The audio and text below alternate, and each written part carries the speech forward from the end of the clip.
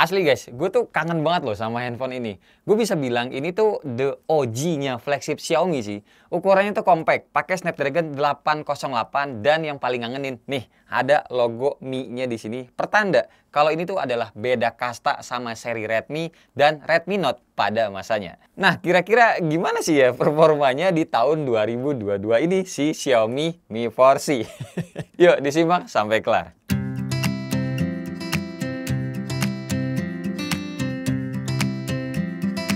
Hai semua, gua Wasa. Oke, sebelumnya kita unboxing dulu nih ya dari kamera yang di atas.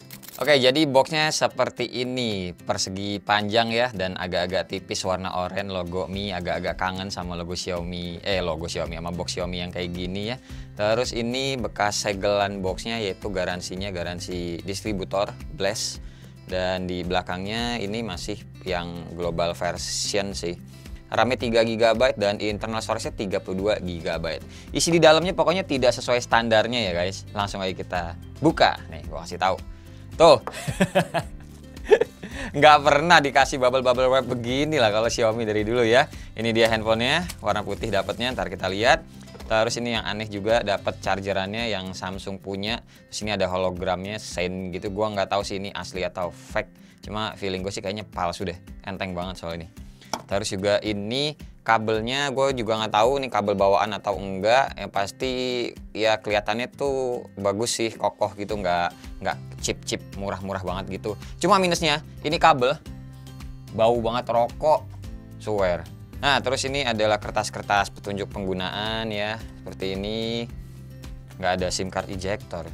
Nah terus dalamnya ini malah kartu garansinya Platinum, support by Blast, PT Pelangi Mas Indonesia, dan yang ini panduan penggunaan gitu ya. Jadi ini waktu itu belum resmi kali ya si Xiaomi Mi 4C-nya. Dah, isi boxnya kayak gini. Harusnya tidak seperti ini ya. Ada penghalangnya lagi nih, ada pokoknya ada lapisannya lagi deh. Dan ya charger ini bukan Samsung pastinya. Oke, ini dia handphonenya. Oke, masih ada plastik-plastik di belakang sama depannya ya. Kita kletek dulu. Dan depannya masih mulus. Tapi feeling gue ini udah diganti sih, nggak yang ori lagi. Wah, ini tombol powernya aja susah ditekannya.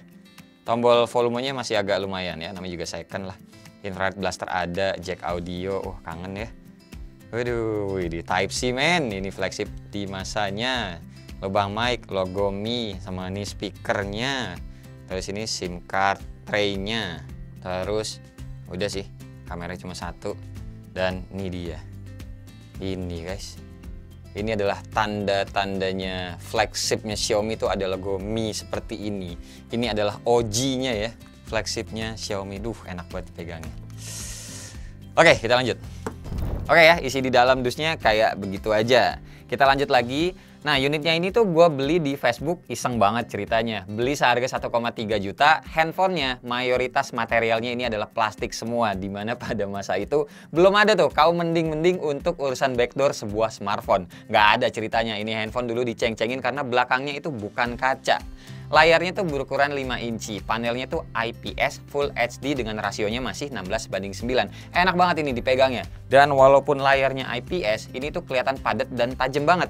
Karena layarnya tuh ya emang kecil ya, jadi PPI density-nya sebesar 441, ini kelihatan sharp. Di bagian atasnya kayak tadi teman-teman udah lihat ya, ada jack audio bersebelahan sama infrared blaster buat remote-remotan. Nah, fitur remote-remote ini nih yang jadi bahan mendang-mending juga pada masanya itu.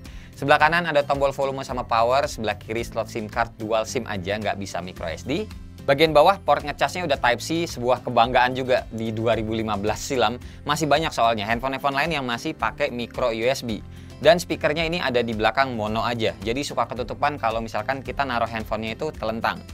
Buat performanya masih cukup oke buat game-game zaman now, tapi bukan yang kayak Genshin Impact, game berat gitu ya. Dicari aja nih nggak keluar gamenya di Play Store, mungkin ya karena ada minimum Android-nya. Honkai Impact sama PUBG bisa diinstal, tapi kalau mau dimainin perlu kesabaran ekstra guys, soalnya sering nge-lag. Clash Royale sama game yang pedang-pedangan ini yang gue install enteng kok kenanya dan mainnya ya lancar jaya. Pun begitu kita main real drum juga nggak ada delay. Prosesornya pakai Snapdragon 808 dipaduin sama RAM-nya 3GB LPDDR3 dan internal storage-nya 32GB. Yang gua ngetes Antutu dapat skornya nggak nyampe 100.000. Geekbench 5-nya juga ya pada masanya segini ya kenceng lah. Yang PR paling kayak biasa ya, namanya juga handphone yang udah berumur, apalagi kalau bukan soal baterainya. SOT atau screen on time cuma dapat 3 jam aja. Plus ngecasnya juga lumayan lama, walaupun udah support fast charging 2.0 atau 18 watt. Durasinya tuh sekitar sejam setengah buat baterai yang berukuran cuma 3080 mAh dan nggak bisa pakai power delivery. Jadi ngecasnya tuh mesti bener-bener ketemu casannya yang port USB ke Type-C. Buat softwarenya yang gue pegang ini MIUI versi multi-ROM 9.5 stable. Androidnya mentok di Android 7 Nougat. Terus ada beberapa hal juga yang bikin gue adaptasi banget pas nyobain handphone ini lagi, yaitu di bagian tombol navigasinya. Gue biasanya tombol back itu ada di sebelah kiri kalau di Android lain ya, termasuk di iOS juga kan, swipe-nya tuh dari kiri ke kanan buat backnya. Nah di Mi 4C ini, backnya tuh ada di sebelah kanan dan nggak bisa diubah-ubah kecuali teman-teman tuh pakai aplikasi third party. Ya cuma kalau dipakai atau diganti pakai aplikasi third party, jadinya ya nggak ori pabrikan lagi dong ya. Dan ya udah jadinya handphone yang gue bahas ini pokoknya ini asli bawa-bawaan dari pabriknya aja. Terus juga nggak ada fitur fingerprint ataupun face unlock. Jadi buat buka kunci layarnya ya mesti pakai password, PIN ataupun ya gestur aja. Tapi ada nih satu fitur menarik yaitu tap 2 kali di bagian edge atau pinggir HP ini. Bisa jadi opsi buat back dan juga buat jadi tombol shutter kamera. Nah, soal kamera handphone ini tuh dibekalin sama kamera depan 5 megapiksel dan belakangnya 13 megapiksel. Oh ya, di sebelah kamera depannya juga ada lampu LED notifikasi. Nah, lampu ini yang jadi cikal bakal pertanyaan setiap netizen selanjutnya gitu ya. Tiap ada handphone baru yang muncul gitu. Ada LED notif nggak? Ada LED notif atau nggak? Kayak gitu-gitu. Karena ya emang gua akuin sih, pada masanya ini sempat jadi pakem lah sebuah fitur smartphone sampai akhirnya zaman sekarang itu diganti sama AOD atau Always On Display. Tapi tetap aja handphone-handphone zaman sekarang kalau ada LED notifikasinya pasti lebih banyak teman-teman yang seneng, ya kan? Buat kamera depannya ada visual ngasih lihat umur kita dan gue inget banget sempat rame nih di negara mana gitu ya, gue lupa. Katanya tuh jadi banyak yang nggak pede untuk keluar rumah kalau di aplikasi kameranya ini nggak kelihatan umur yang mereka mau. Contohnya begini maksudnya, misalkan nih umur aslinya itu 25 tahun. Dia pedenya kalau umurnya di kameranya itu kelihatannya 19 atau 20 tahun gitu loh. Dia dandan sedemikian rupa sampai kelihatan umurnya segitu di kameranya. Nah kalau nggak nyampe-nyampe ya udah doi bisa stres dan akhirnya nggak jadi keluar rumah entah buat sekolah ataupun kuliah dan yang lain-lain.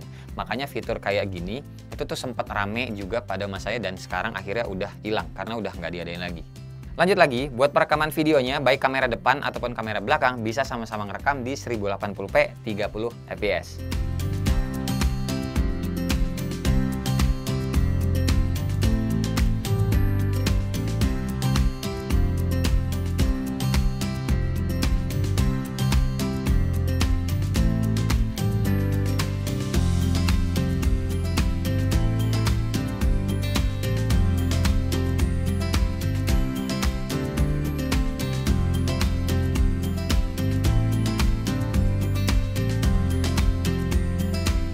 Ya, kalau ini adalah contoh video kamera depannya ya, dan gue nggak nemu sih settingannya.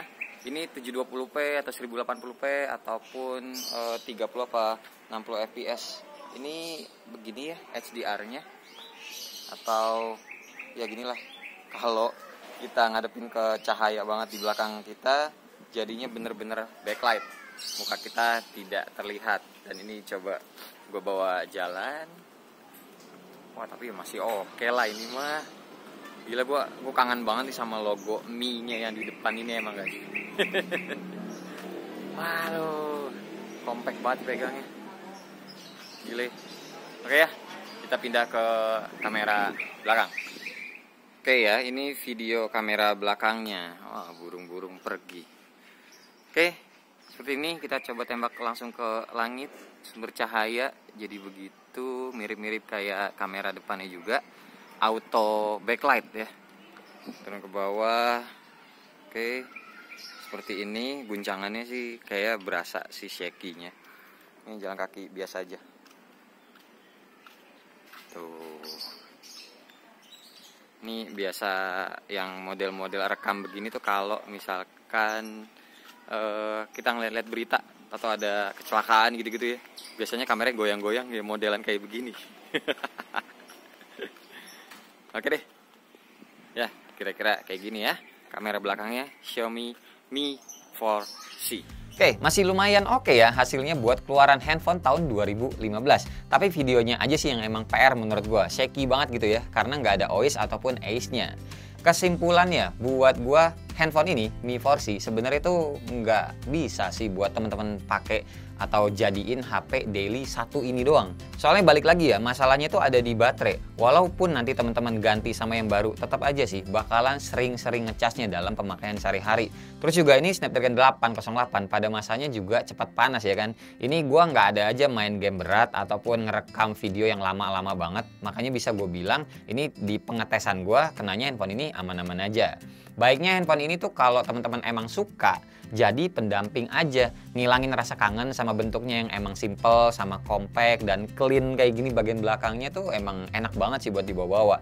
Logo Mi-nya ya, sekali lagi ini tuh sebenarnya jadi identitas flagshipnya Xiaomi yang kini menghilang. Bisa jadi obat kangen juga lah buat teman-teman para fans lawasnya. Oke, nah buat teman-teman yang masih pakai handphone ini buat kesehariannya, paling dari gue ya, gue doain aja lah semoga banyak rezeki biar bisa ganti ke handphone lain yang lebih cakep. Amin. Oke, dah ya paling segini aja video kangen-kangenan gue sama Xiaomi Mi 4C dan ternyata di 2022 ya kayak gini performanya. Teman-teman simpulin sendiri mau beli atau enggak, risiko ditanggung sendiri. Ya, terima kasih banget buat teman-teman yang udah nonton dari awal sampai akhir dan seperti biasa nggak usah di like, nggak usah di share dan nggak usah juga di subscribe channel ini kalau tidak bermanfaat. Tapi kalau bermanfaat ya silakan share juga dengan teman-teman, siapa tahu nambah pahala. Sampai ketemu di video selanjutnya. Bye bye. Cheers.